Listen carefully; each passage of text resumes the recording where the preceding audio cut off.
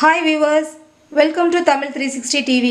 இன்னைக்கு என்ன பார்க்க போறோம்னா நாட்டு சுரக்காயில தயிர் குழம்பு எப்படி வைக்கணும்.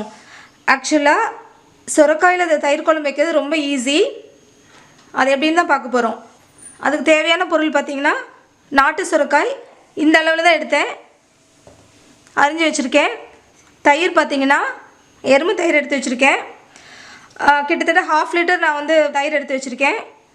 கடலெண்ணெய் 4 ஸ்பூன், சின்ன வெங்காயம் 1/2 கப், வரமிளகாய் 3, தாளிக்க கருவேப்பிலை 1 ஸ்பூன், சாம்பார் பொடி, தேவையான அளவு உப்பு, தாளிக்க தேவையான பொருள் என்னென்னு பார்த்தீங்கன்னா கடுகு, உளுத்தம்பருப்பு, கடலைப்பருப்பு, மஞ்சத்தூள் 1/2 ஸ்பூன், சுக்கு பொடி 1/2 ஸ்பூன். வாங்க இப்போது எப்படி செய்கிறதுன்னு பார்க்கலாம். ஃபர்ஸ்ட்டு இந்த மாதிரி ஒரு கெட்டி கடாயை அடுப்பில் வச்சுக்கலாம். கடாய் காஞ்ச உடனேயும் எண்ணெய் ஊற்றிக்கலாம். எண்ணெய் காஞ்சிருச்சு. இப்போ நம்ம எடுத்து வச்சுருக்க கடுகு, உளுத்தம்பருப்பு, கடலைப்பருப்பு இந்த மூணையும் போட்டுக்கலாம். அடுத்து நம்ம எடுத்து வச்சுருக்க வெங்காயத்தை போட்டுக்கலாம்.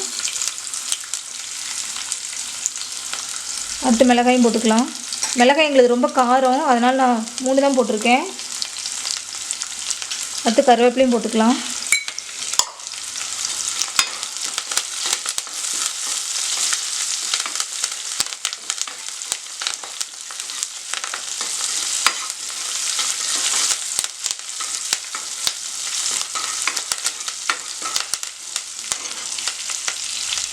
அடுத்து நம்ம அரிஞ்சு வச்சுருக்க சுரக்காய் போட்டுக்கலாம்.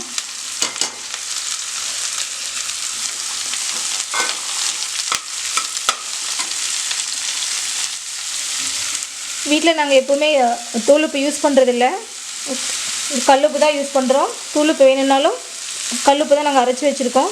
இப்போ நான் ஆல்மோஸ்ட் பார்த்திங்கன்னா ஒரு 1.5 ஸ்பூனுக்கு எடுத்திருக்கேன்.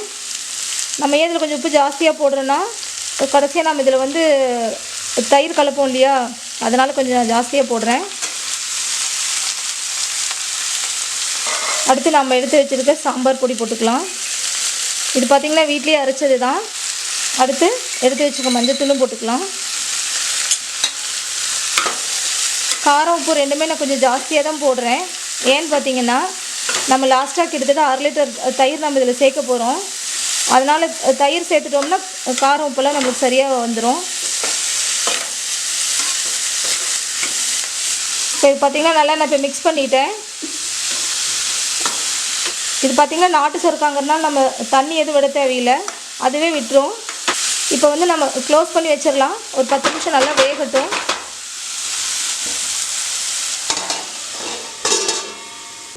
ஆல்மோஸ்ட் ஒரு 7 மினிட்ஸ் ஆகிடுச்சு. பார்க்கலாம் சுரக்காய் எவ்வளோ தண்ணி விட்ருக்குன்னு.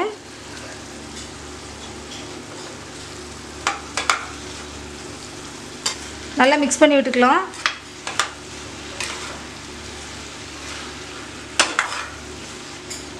ஒரு 5 நிமிஷம் சிம்மில் வச்சுட்டு க்ளோஸ் பண்ணிக்கலாம். பாருங்கள், மறுபடியும் நம்ம 5 நிமிஷம் சிம்மில் வச்சுருந்தோம். பாருங்கள் நல்லா வெந்துருச்சு. சுக்கு பொடியை மேலே இப்படி லைட்டாக தூவி விட்டு நல்லா மிக்ஸ் பண்ணிக்கலாம். இதையும்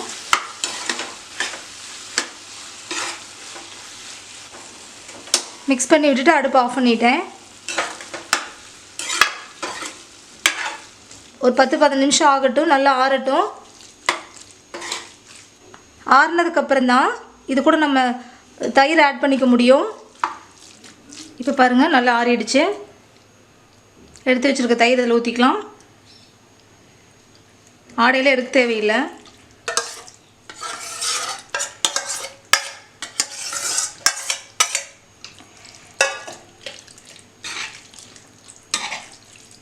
இதை நல்லா மிக்ஸ் பண்ணிக்கணும்.